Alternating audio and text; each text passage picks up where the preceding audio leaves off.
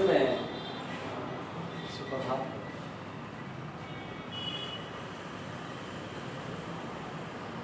सुप्रभात बच्चों, देखिए आज के वीडियोज में हम लोग चलते हैं अतीत से वर्तमान की ओर, जो कि वर्ग छठा का है, जिसका अध्याय 10 है और जो है उस अध्याय का नाम है शहरी एवं ग्राम्य जीवन।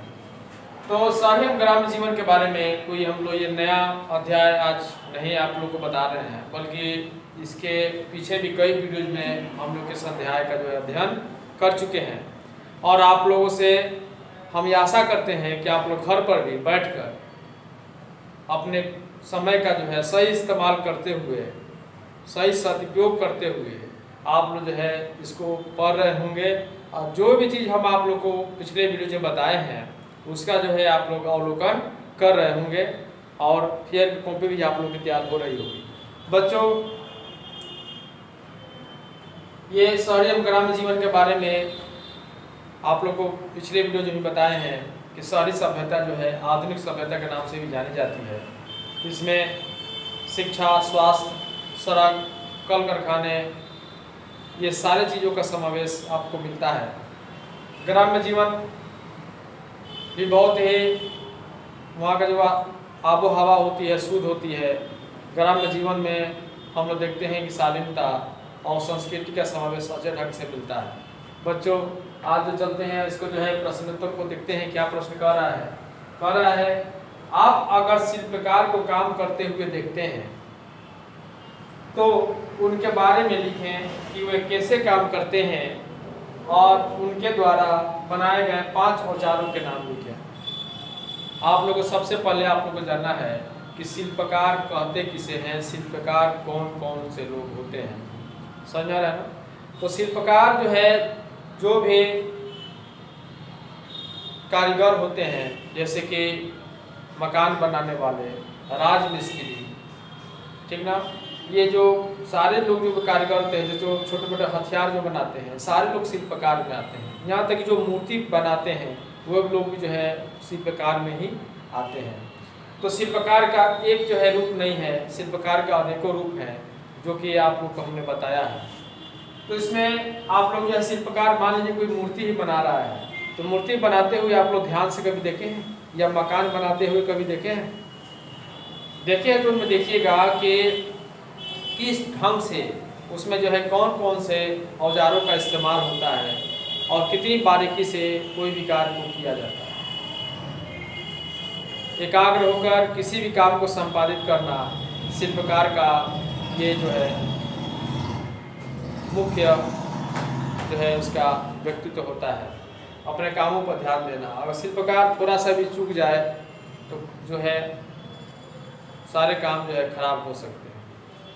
देखिए बच्चों, अब शिल्पकार के बारे में इसमें कह रहा है कि उनके द्वारा बनाए गए 5 औजारों के नाम लिखिए। शिल्पकार जो है अनेक प्रकार के औजार बनाते हैं। मान लीजिए छेनी है, कुदाल है, और कृषि कार्य करने वाले जो सारे औजार हैं, खुरपी हो गया, हंसुआ हो गया, और जो राजमिस्त्री जो भी अपने साथ जो चीज़ ले जाते हैं, हथौड़ा हो गया, ये सब जो है कि शिल्पकार के माध्यम से ही बनाए जाते हैं। तो बच्चों, आप लोग जो है इसको जो है जो भी चीज़ आप लोग को मौखिक बताए हैं उसे किताब से पढ़ने का कार्य आप लोग करेंगे, और उसके बारे में आप लोग स्वतः लिखने का प्रयास करेंगे, ताकि जो है आप लोग की जो भी त्रुटियां हैं स्पष्ट रूप से दिखाई दे और आगे आप लोग उसके सुधार करेंगे। कह रहा है, आप अगला प्रश्न, आप भारत से रोम को निर्यात एवं आयात होने वाली 3 वस्तुओं की सूची बनाएं। तो सबसे पहले आप लोग रोम को छोड़ दीजिए, पहले आयात और निर्यात के बारे में जान लीजिए। आयात किसे कहते हैं और निर्यात किसे कहते हैं, ठीक ना बच्चों? इस शब्दों को हम लिख रहे हैं। यहाँ पे 2 शब्द आया है, आयात, एक होता है निर्यात। देखेंगे बच्चों आप लोग कि शब्द में ही इसका अर्थ छुपा हुआ है। आप लोग को हमने तोड़कर समझाने का प्रयास हम कर रहे हैं, चूँकि ताकि जो है आप लोग को समझ में आ जाए। कह रहा है आयात, आयात मतलब कि आयात माने कि आ रहा है, समझ में आ रहा है। तो कोई भी चीज दूसरे देशों से या दूसरे जगहों से जब उसे मंगाया जाता है तो उसे आयात कहा जाता है, माने आ रहा है, आ रहा है, आ रहा है, तो उसे आयात कहा जाता है, समझ में आ रहा है। अब निर्यात, निर्यात का मतलब हो रहा है कि जो यहाँ से वस्तुएं बनकर दूसरे जगहों पे जाती हैं, दूसरे देशों में जाती हैं या दूसरे राज्यों में जाती हैं, उसे निर्यात कहा जाता है। तो आप लोग को आयात और निर्यात समझ में आ गया होगा, ठीक। तो पहले बच्चों आप लोग आयात का डिफिनेशन लिखेंगे। इसका डिफिनेशन लिखेंगे, जो भी वस्तु जो है हमारे देशों में दूसरे देशों से आती है,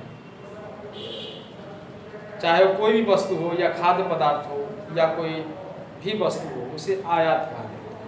और निर्यात माने कि कोई भी वस्तु हमारे देश से दूसरे देशों में जाती है, उसे दिया जाता है, निर्गत किया जाता है व्यापार करने के उद्देश्य से, उसे निर्यात कहा जाता है। तो इस चीज़ को जो है आप लोग स्वतः ही इसके डिफिनेशन जो है, इसकी परिभाषा को लिखने का प्रयास अपने शब्दों में करेंगे, ठीक है ना बच्चों। तो इसे आप लोग पहले लिख लीजिए इस टॉपिक को।